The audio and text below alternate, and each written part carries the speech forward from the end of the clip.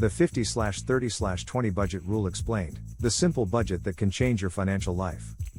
Imagine getting paid every month. But instead of wondering where your money disappeared, you know exactly where every dollar is going. Your bills are covered. You're enjoying life without guilt. And your savings keep growing month after month. Sounds impossible? It's not. The secret isn't earning a six-figure salary. It's having a simple system that tells your money where to go before you spend it.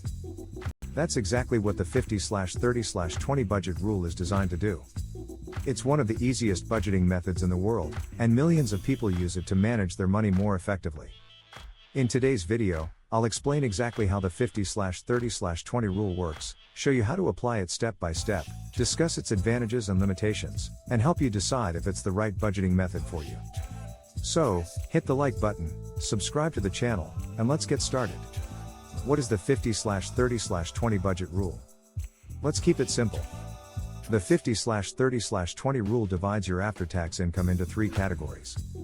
50% for needs, 30% for wants, 20% for savings and financial goals. That's it. Instead of tracking dozens of spending categories, you focus on just three. It's simple enough for beginners, yet flexible enough for many households. The goal isn't perfection. The goal is balance. The first 50%, needs. Let's start with your needs. Needs are the expenses you must pay to maintain your basic lifestyle. These typically include housing, utilities, groceries, transportation, insurance, minimum debt payments, basic health care. Here's a quick way to test yourself. Ask this question: if I stopped paying for this, would it seriously affect my daily life? If the answer is yes, it's probably a need. One common mistake is calling everything a necessity. The latest smartphone? Probably a want. A reliable phone for work? That could be a need. Being honest with yourself is one of the most important parts of successful budgeting. The next 30%, wants. Now let's talk about the fun part. Wants.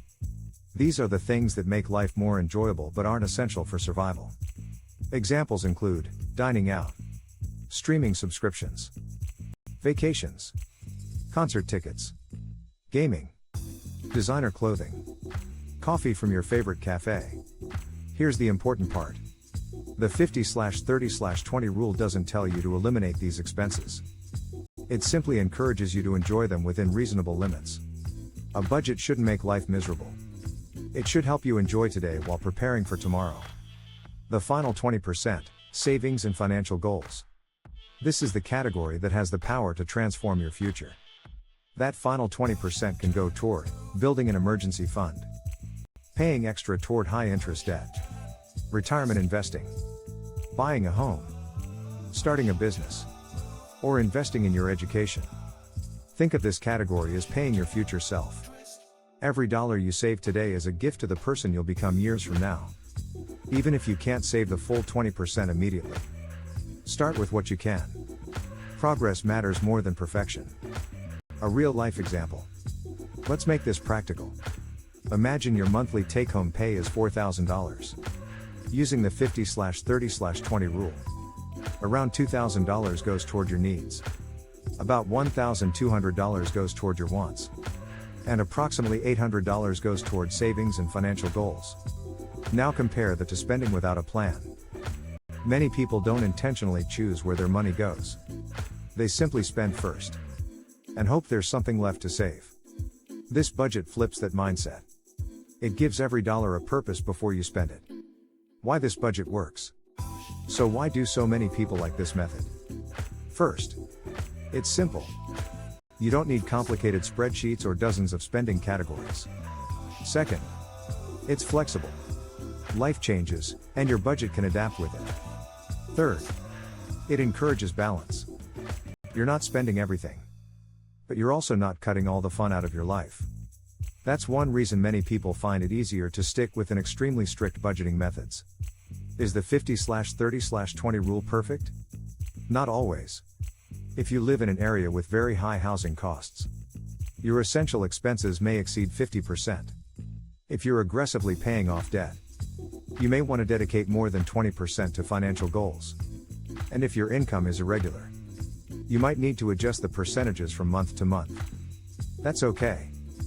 The 50/30/20 rule isn't meant to be followed perfectly. It's meant to give you a strong starting point. The best budget is the one you can consistently follow. How to get started today? If you want to try this method, start with these 4 simple steps. First, calculate your monthly after-tax income. Second, write down all your monthly expenses. Third, sort each expense into needs, wants, or savings. Finally, adjust your spending until it fits your financial goals as closely as possible. Remember, your first budget doesn't have to be perfect. It just has to be honest. Final thoughts. Let's quickly review. 50% goes toward your needs. 30% goes toward your wants. 20% goes toward savings and financial goals. Simple.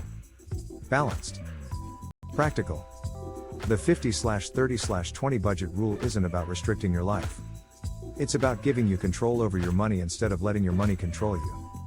Financial success doesn't usually come from one big decision.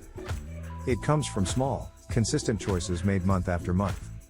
Imagine where you could be 1 year from now if you followed a simple budget consistently. Less stress, more savings, greater confidence, and a clearer path toward financial freedom. Your paycheck has the potential to change your future, but only if you give it a plan. If you found this video helpful, don't forget to like, subscribe, and turn on the notification bell for more videos about budgeting, investing, saving money, and building long-term wealth. Now I'd love to hear from you. Do you think the 50/30/20 rule would work for your lifestyle, or would you adjust the percentages? Share your thoughts in the comments below. Thanks for watching, and I'll see you in the next video.